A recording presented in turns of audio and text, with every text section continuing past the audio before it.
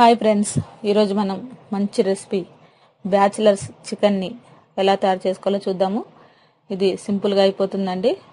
ముందుగా మనం కళాయిలో ఆయిల్ వేడి చేసుకొని ఒక కేజీ చికెన్కి 4 స్పూన్ల ఆయిల్ని వేసుకోవాలి. దీంట్లోనే మనం ఉల్లిపాయలు మీడియం సైజువి 2, ఒక 5-6 పచ్చిమిర్చి తీసుకొని కట్ చేసి వేసుకోవాలి. ఈ ఉల్లిపాయలని కొద్దిగా మిక్సీ పట్టండి, లైట్గా మిక్సీ పట్టి వేసుకుంటే కొంచెం గ్రేవీగా తినడానికి టేస్టీగా ఉంటుంది. ఇప్పుడు దీంట్లోనే మనం అల్లం వెల్లుల్లి పేస్ట్ కూడా వేసేసుకోవాలి. ఫ్రెష్గా పట్టింది అయితే ఇంకా చాలా బాగుంటుందండి. కొద్దిగా పచ్చివాసన పోయేంత వరకు మనం ఫ్రై చేసుకోవాలి ఒక 2 నిమిషాల పాటు. దీంట్లోనే కొద్దిగా పసుపు కూడా వేసేయండి 2 నిమిషాల పాటు. పసుపు వేసిన తర్వాత దీంట్లో మనం టమాటా ముక్కలు ఒక 2 చిన్నవి కట్ చేసి వేసాను. దీంట్లో మామూలుగా బ్యాచిలర్స్ ఇంట్లో ఉంటారు కదండి, పాపం వాళ్ళకి ఎక్కువగా మనకి ఇప్పుడు మిక్సీ పట్టడం అవన్నీ తెలియదు కాబట్టి సింపుల్గా చూపిస్తున్నాను. ఈలోపు మనం ఫ్రెష్గా ఈ చికెన్ అంతా కూడా శుభ్రంగా కడిగేసేయాలి. కడిగిన చికెన్ని దీంట్లో వేసేసుకోండి. ఇది కూడా ఆయిల్లోనే ఒక 5 నిమిషాలు మగ్గే వరకు ఫ్రై చేసుకోండి. ఈ చికెన్ వేసిన వెంటనే మనం వాటర్ వేస్తే పచ్చి వాసన వస్తుందండి. ముందుగానే మనం దీంట్లో వాటర్ వేయకూడదు.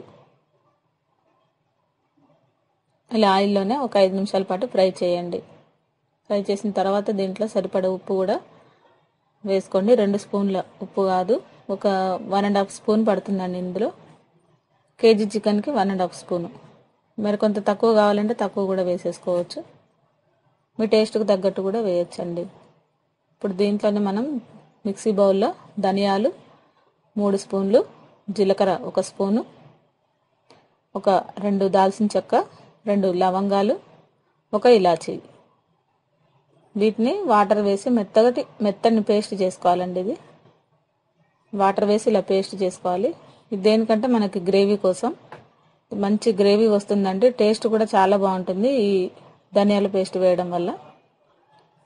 ఇదేంటంటే మనకి గ్రేవీ కూడా తినేటప్పుడు మనకి కావలసినంత కూడా కొద్దిగా ఎక్కువగా ఉంటుంది. ఈ ధనియాలు వేయడం వల్ల, దాల్చిన చెక్క, లవంగాల పేస్ట్ వేయడం వల్ల మంచి టేస్ట్ కూడా ఉంటుంది.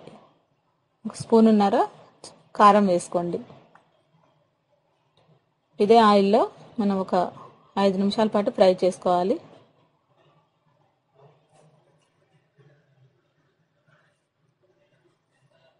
ఇలా ఫ్రై చేసిన తర్వాత మనకి ఆయిల్ అంతా కొద్దిగా పైకి వస్తుంది చూడండి.